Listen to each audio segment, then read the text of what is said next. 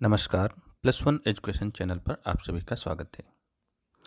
आज के इस वीडियो में हम जानेंगे क्रिया के बारे में। क्रिया इंग्लिश में कहते हैं इसको वर्ब।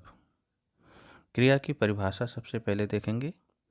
जिस शब्द से किसी काम का करना या होना प्रकट हो उसे क्रिया कहते हैं। अब काम कोई हो रहा हो जैसे खाना, पीना, उठना, बैठना, गाना, पढ़ना, सोना आदि। मोहन पढ़ रहा है, पूछा जाएगा क्या काम कर रहा है मोहन, तो आंसर मिलेगा मोहन पढ़ रहा है। यानी यहाँ पे पढ़ना क्रिया है। इस हम कह सकते हैं कि क्रिया इक्वल टू काम का करना या काम का होना। क्रिया कैसे बनती है? 3 प्रकार के शब्दों से क्रिया बनाई जाती है। एक होता है धातु से, दूसरा संज्ञा से और तीसरा विशेषता से। तो धातु से कैसे बनती है? धातु में ना लगा दिया जाता है तो क्रिया बन जाती है। यहाँ धातु अगर नहीं मालूम है तो मैं बता दूं धातु होती क्या है। तो जो मूल शब्द होता है वो धातु कहलाता है। जैसे अभी हमने ऊपर पढ़ना था वहाँ पे, तो मूल शब्द उसमें पढ़ है, पढ़ धातु। इसमें जब कृदंत लगा दिया जाता है, ना लगा दिया जाता है, तो वो ना पढ़ ना हो जाता है। तो जो मूल शब्द है हम उसको क्या कहेंगे? धातु कहेंगे। संज्ञा जैसे हाथ शब्द है, उसमें आना देखिए लगा दिया गया, हथियाना। या विशेषता चिकनापन जो है, चिकना विशेषता है, चिकनाना। इस तरीके से क्रिया बन गई उसकी। तो हिंदी के अधिकांश क्रियाएं धातु से ही बनती हैं। धातु में ना जोड़ने से क्रिया का सामान्य रूप मिल जाता है। क्रिया के कार्य, तो क्रिया के 5 कार्य हैं मुख्यतः। पहला है वस्तु की गतिशीलता का बोध कराना। क्रिया किसी व्यक्ति या वस्तु की गतिशीलता का बोध कराती है। जैसे वह चलता है, वह दौड़ता है, वह कूदता है, हवा चलती है। एक गति का यहाँ पे आभास हो रहा है, बोध हो रहा है। दूसरा होगा किसी कार्य के होने या किए जाने का बोध। जैसे वह पूजा कर रहा है या वह पत्र लिख रहा है, इस तरीके से। तीसरा अस्तित्व का बोध कराना। क्रिया किसी के अस्तित्व का बोध कराती है। जैसे शेर जंगल में रहता है, या मोहन पेड़ पर बैठा है। चौथा है स्थिति का बोध कराना, वह जाग रहा है। पांचवा होगा मन स्थिति का बोध कराना, यानी जो मन की बात है वो क्या है, क्या कर रहा है, वो हंस रहा है। इस तरीके से हमने जाना क्रिया के कार्य क्या क्या हो सकते हैं, होते हैं। अब क्रिया के भेद। तो क्रिया के भेद अगर हम कर्म के अनुसार कहें तो 2 भेद होते हैं। व्युत्पत्ति के अनुसार कहें तो भी 2 ही भेद होते हैं। व्युत्पत्ति का मतलब रचना। तो कर्म के अनुसार पहले जानने की कोशिश करते हैं कि कर्म के अनुसार क्रिया के भेद क्या क्या हैं। तो कर्म जहाँ पे है वो सकर्मक, जहाँ पे कर्म नहीं है क्रिया के साथ वो होता है अकर्मक। इसकी पहचान करना और सकर्मक से अकर्मक बनाना, अकर्मक से सकर्मक बनाना, ये सारे प्रश्न बनते हैं। तो अब एक एक करके हम पहले जानेंगे क्रिया के भेद कर्म के अनुसार क्या क्या होते हैं। तो अभी हमने कहा अकर्मक और सकर्मक। जिस क्रिया के साथ कर्म की संभावना ना रहे, अर्थात जिस क्रिया का फल कर्ता पर ही पड़े, उसे अकर्मक क्रिया कहते हैं। जैसे रामू हंसता है। इस वाक्य में हंसना क्रिया अकर्मक है, क्योंकि यहाँ ना तो हंसना का कोई कर्म है और ना उसकी संभावना ही है। हंसना क्रिया का फल भी राम पर ही पड़ता है। फिर सकर्मक क्रिया, उसका विपरीत हो जाएगा। जिस क्रिया के साथ कर्म रहता है अथवा उसके रहने की संभावना रहती है। ये खास बात है। संभावना, कभी कभी कर्म हमको दिखता तो नहीं है लेकिन वहाँ पे वो अप्रस्तुत होते हुए भी प्रस्तुत रहता है। तो उसे सकर्मक क्रिया कहते हैं। सकर्मक क्रिया का करने वाला कर्ता ही होता है, परंतु उसके कार्य का फल कर्म पर पड़ता है। जैसे इस एग्जाम्पल से स्पष्ट हो रहा है, मोहन पुस्तक पढ़ता है। मोहन करता है, पुस्तक कर्म है और पढ़ना क्रिया है। तो देखिए इसमें कर्म मिल गया, तो क्रिया का ये सकर्मक रूप होगा।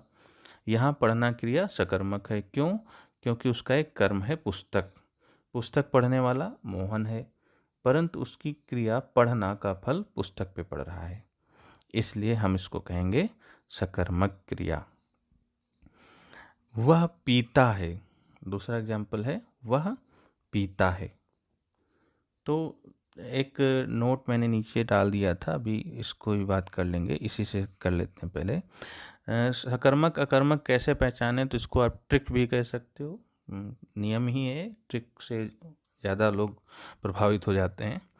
तो क्या या किसको लगाकर, अगर हम पता करें कि सकर्मक है या कर्मक है, तो क्या और किसको लगाकर हम बात करें, उसमें क्वेश्चन करें, और अगर उसका आंसर हमें मिल जाए तो वो सकर्मक होती है, अगर आंसर ना मिल रहा हो तो वो अकर्मक होती है। जैसे यहाँ पे देखिए वह पीता है, अब ध्यान से देखिए, तो यहाँ लिया यह पीना जो है सकर्मक है, क्योंकि उसके साथ किसी कर्म का प्रयोग ना रहने पर भी कर्म की संभावना है। तो अब क्वेश्चन लगा दीजिए, वह क्या पीता है। अगर पी रहा है तो कुछ ना कुछ तो आंसर जरूर मिलेगा। वह क्या पीता है? तो जल पीता है, दूध पीता है, शरबत पीता है, कुछ भी यहाँ पे रखा जा सकता है। इसका मतलब हमें आंसर मिला तो वो सकर्मक होगी, यही है संभावना होना। साफ साफ कर्म लिखा रहता है तो पहचानना आसान होती है, संभावना वाले में थोड़ी दिक्कत हो जाती है। ये अब हम जानेंगे व्युत्पत्ति के अनुसार क्रिया के भेद। व्युत्पत्ति के अनुसार या रचना के अनुसार क्रिया के बताया था दो भेद होते हैं, मूल क्रिया और यौगिक क्रिया। तो मूल क्रिया में मूल शब्द लगा हुआ है, इसका मतलब क्या है, वही मूल धातु से बनते हैं, जिसकी बात ऊपर की जा चुकी थी पहले कि लिखना लिख धातु इसका जो मूल रूप है, हंसना हंस, रोना रो। यौगिक क्रिया, यौगिक का मतलब ये होता है कई तत्वों से मिलकर इसके चार भेद होते हैं।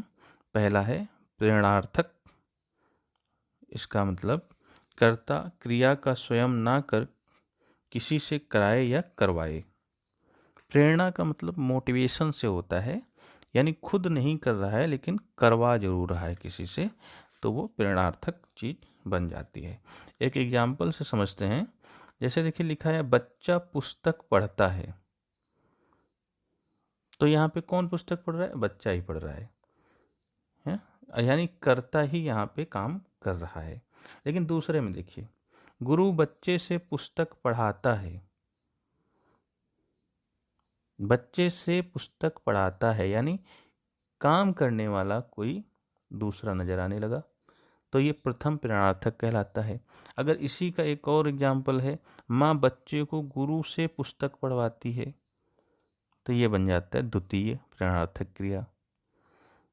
दूसरा है इसमें नाम धातुज, इसमें और भी बहुत सारे जो हैं नियम हैं, शॉर्टकट में हम यहाँ पे अभी उनका उल्लेख नहीं कर रहे हैं, वरना मूल क्रिया से किस किस नियम से और प्रथम प्रेरणार्थक और द्वितीय प्रेरणार्थक बनती हैं, उस पर भी एक लंबा वीडियो बन सकता है।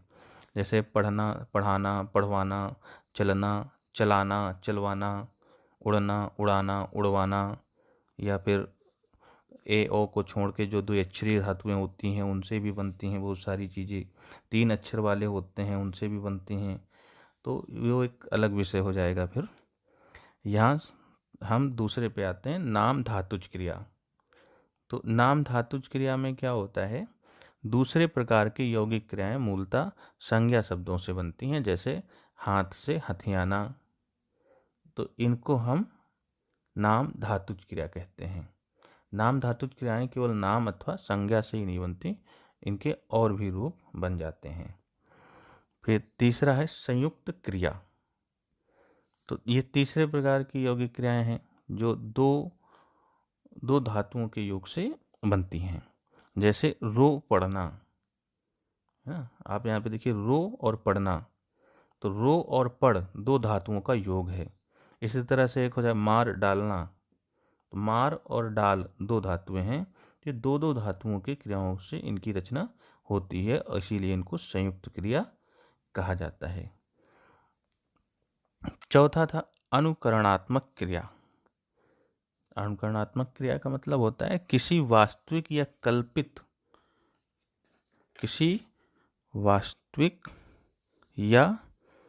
कल्पित ध्वनि के अनुकरण में बनने वाली क्रियाओं को अनुकरणात्मक क्रिया कहते हैं।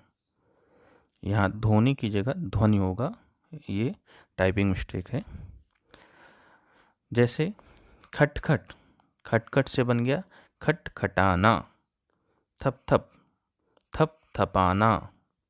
या इसी तरीके से बना सकते हैं झनझन शब्द होता है झनझनाना, या भन भन शब्द होता है भन भनाना। या एक और बना सकते हैं सनसन सनसनाना। तो इस तरीके से क्रियाएं अनुकरणात्मक क्रियाओं के अंतर्गत आती हैं। क्रिया के और कौन से रूप होते हैं जिसको हम कहेंगे अन्य रूप। तो क्रिया के अन्य रूप में हैं जैसे मुख्य क्रिया उसकी तो आप जानते ही हैं क्रिया के। इसके अलावा सहायक क्रिया, पूर्वकालिक क्रिया, क्रियार्थक क्रिया, द्विकर्मक क्रिया, विधि क्रिया, ये आदि प्रमुख होते हैं। अब इनके बारे में डिटेल की जा सकती है लेकिन इस वीडियो में नहीं, वरना वीडियो बहुत लंबा हो जाएगा। क्रिया की दशाएं। क्रिया की जो दशाएं हैं, मुख्य दशाएं, वो 3 दशाएं मानी जाती हैं। क्रिया को प्रकट करने की कई विधियां हैं, कई रीतियां हैं और इसी रीति को व्याकरण में क्या प्रकार कहा जाता है या मोड कहा जाता है, इंग्लिश में दशा भी कहा जाता है। तो वो हैं साधारण, संभाव्य और आज्ञार्थक। आज्ञार्थक को विद्यार्थक भी कहा जाता है। साधारण क्रिया क्या होती है? क्रिया का वह प्रकार है जिसमें उसकी साधारण अवस्था का वर्णन हो। जैसे मैं गया, वह जाएगा, राम आ रहा है, इस तरीके से। तो ये इस प्रकार का सामान्य भूत, पूर्ण भूत, सामान्य वर्तमान इसमें बात की जाती है। संभाव, जिस क्रिया रूप से संभावना अर्थात अनुमान का भाव प्रकट हो उसे संभाव क्रिया कहते हैं। जैसे संभावना व्यक्त की जाती ना, वह पढ़ता तो अच्छा विद्वान होता, जी अभी संभावना व्यक्त की, ऐसा होता तो ऐसा होता। वह जाता होगा, संभावना है। इसी तरीके से आज्ञार्थक या जिसको हमने कहा विद्यार्थक भी कहा जाता है, जिस क्रिया रूप से आज्ञा, प्रार्थना, उपदेश, अनुमति आदि का भाव प्रकट होता है उसको हम आज्ञार्थक कहते हैं। जैसे इंग्लिश बोला है मैं भीतर आऊं या इधर आओ, तो अनुमति कहीं से ली जा रही हो या कहीं आज्ञा दी जा रही हो। प्रार्थना में हो जाएगा कि हे ईश्वर मेरी रक्षा कर, प्रार्थना की जा रही है। इस तरह के आज्ञार्थक मोड्स या दशाएं होती हैं। तो इस वीडियो में इतना ही। अगर आपको क्रिया का और डिटेल वीडियो चाहिए तो कमेंट करके बता भी सकते हैं, उस पर भी वीडियो बन जाएगा। फिलहाल इस वीडियो में इतना ही। धन्यवाद।